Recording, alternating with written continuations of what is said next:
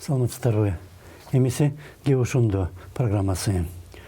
Тышкы иштер министри Чыңгыз Айдарбеков кечээ күнү Ташкентке барып, Борбор Азия плюс АКШ форматындагы жыйынга катышты. Ал бейик жолугушуу учурунда Айдарбеков АКШнын мамлекеттик катчысы Майк Помпео менен дагы эки тараптуу жолугушуу өткөрүп, кыргыз-америкалык мамилелерди, өзгөчө виза тартибин күчөтүү маселесинде талкуулады. Айдарбеков дагы бир жолу америкалык өкмөттүн бул чечими кыргыз жарандарынын кызыкчылыктарына тиет деп билдирди. Чечим жарыяланган 31 январдын эртеси Тышкы иштер министрлиги атайын билдирүү жасап, кыргыз-америкалык мамилелер сезимтал зыянга учурады деп билдирген. Ага чейин болсо 22 январда АКШ элчиси министрликке чакырылып, кадамыңарды түшүндүрүп бериңиз деп суралаган. Майк Помпео кечээ күнү Ташкентте бул иммиграциялык визалар айланасындагы маселени АКШ карап чыгууга даяр экенин айтып, тартип коргоо органдары ортосундагы кызматташууну күчөтүш керек экенин билдирди. Анын айтымында бул маселенин объективдүү техникалык да жагы бар жана ал америкалык өкмөттүн талаптуу стандарттары менен байланыштуу. Алишер Мамасалиев кечээ күнү макала жазып, АКШнын бул кадамы санкция жарыялоого тете деп, ал аракетти логика менен түшүндүрүү кыйын экенин айтты. Анын айтымында эки тарап ортосундагы мамиленин бузулуусу 93-жылы кол коюлган келишимди Бишкек 15-жылы жокко чыгаргандан соң башталган. Андан бери Вашингтон жаңы келишим түзүүгө аракеттенип жатат, бирок анын койгон талаптарын аткаруу кыйын. Бирок Бишкектин бул аракеттери АКШ Кыргызстанга жардам бербей эле Бишкек Вашингтонго жардам берип жаткандай көрүнөт.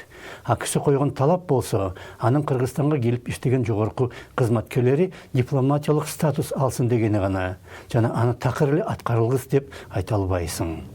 Андай талапты аткаргыңар келбесе, анда жардам да сурабагыла десе болот. Кыргызстан америкалык авиабазаны чыгарып салды.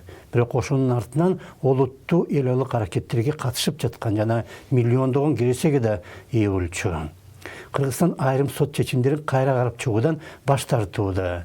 Бирок ошентсе, эл алык сот стандарттарына жакындамак. Бирок мындай аракеттерден кыргыз-америкалык мамилелер сезимтал зыянга учурады деп эч ким айтпайт. Паспорт маселелери чечилсе дагы Кыргызстандын өзүнө гана пайда болмок. Азыр кыргыз паспортун ким гана алып жүрбөйт. Орусияда иштеген башка борбор азиялык жумгурияттардан келген эмгек мигранттарынан тартып, Африкадагы кылмышкерлер. Анткени жасалма кыргыз паспортун чыгаруу өтө оңой болууда. ID карта чыгаруу боюнча чакан ишканалар сыртта гана эмес, Кыргызстандын өзүндө да бар. Обратился Улактандыруу боюнча кайрылган канча турат, кандай документти канча убакытта жасайсыңар деп. Ал адам жооп берди, ID карт жасайбыз деп. Бирок жок адамдын аты жазылат. Ал тууралуу дагы жок маалыматтар келтирилет деп. Акчасын төлөп сүрөт бересиз жана кичине күтөсүз. Кепилдиктер да болот. И там есть гарантии какие-то говорят. Бирок Помпео кечээ күнү техникалык деп атаган бул маселени кыргыз бийлиги чечүүгө шашпайт. ГРС'тин айтымында алар бир да мыйзам бузган жок. Алардан сырткары же башка мамлекеттерде кимдир бирөө кыргыз паспортун чыгарып жатканы үчүн болсо жооп бербейт. Бирок мисалга бөтөн кимдир бирөө америкалык паспорт чыгарса, америкалык өкмөт аны кайда болсо да дароо тап, башка андайга бара албагандай кылып жазаламак. Маселе кайсы иш кылбасын кыргыз бюрократтары мамлекеттик кызыкчылык жана Кыргызстандын эл алык аброю тууралуу ойлоп да койбогонунда.